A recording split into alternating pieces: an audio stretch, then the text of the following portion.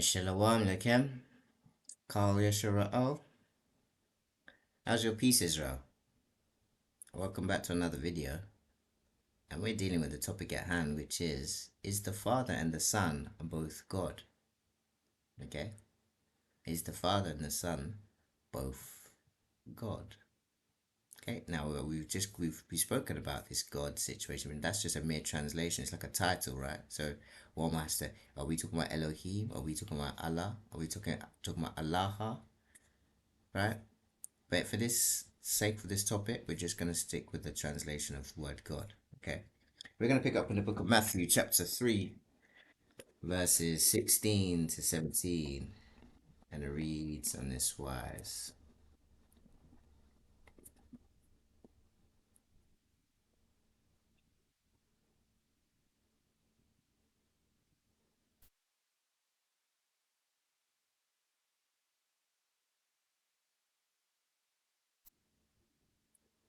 And it reads on this wise.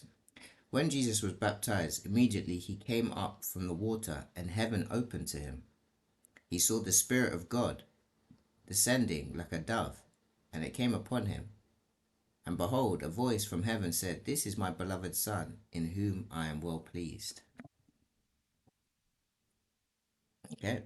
And that was at Jesus' baptism, the Father's voice and the Spirit's descent affirmed the Son's divine identity.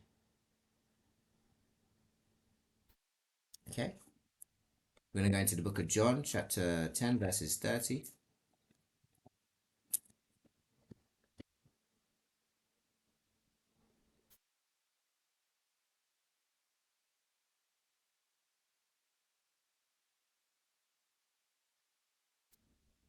And it reads on this wise.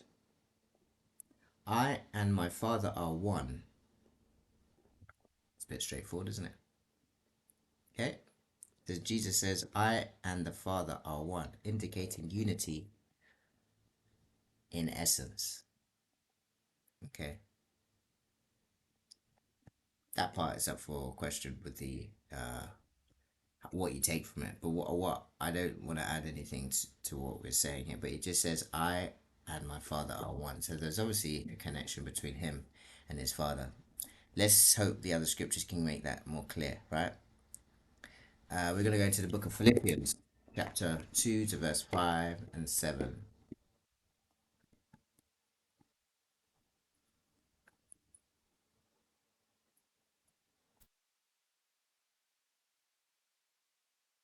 Okay, and it reads on this wise.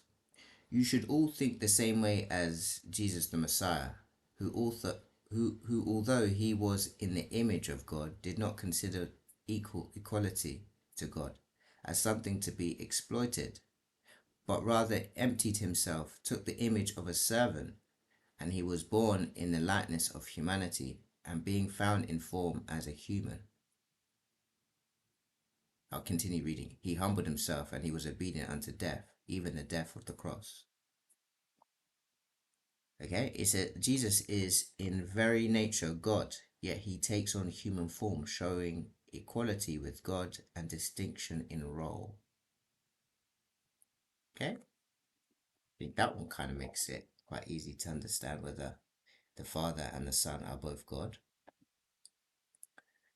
Let's go to the book of Colossians. We're gonna be in chapter 1.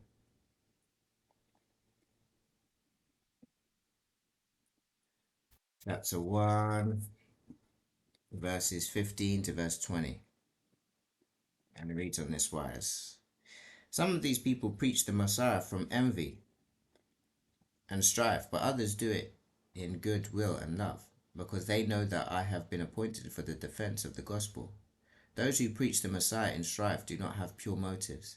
Instead, they think that they are adding suffering to my imprisonment. And yet in this I have rejoiced, and I continue to rejoice that in every way, whether in pretense or in truth, the Messiah is proclaimed. For I know that these things will bring about my salvation through your prayers and through the gift of Jesus the Messiah's Spirit. Indeed, I hope and expect that I will not be ashamed in anything, but rather publicly as at times, even now the Messiah will be magnified in my body, whether in life or death. Okay, so that's Christ is described as the image of the invisible God involved in creation. Okay, now we're going to finish off in the book of Enoch, chapter 48, verses 2 to verse 3.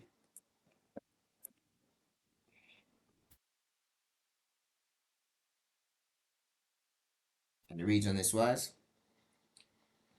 And at that hour the Son of Man was named in the presence of the Lord of Spirits, and his name before the head of days. And at that hour the Son of Man was named in the presence of the Lord of Spirits, and his name before the head of days. Okay, now that was the Son of Man. The Son of Man, a messianic figure, receives authority and worship. Okay, and we were dealing with, is the Father and the Son both God? Okay, and just for context, what we just read in the book of Enoch, that was at a period of time where the physical Messiah had not come yet.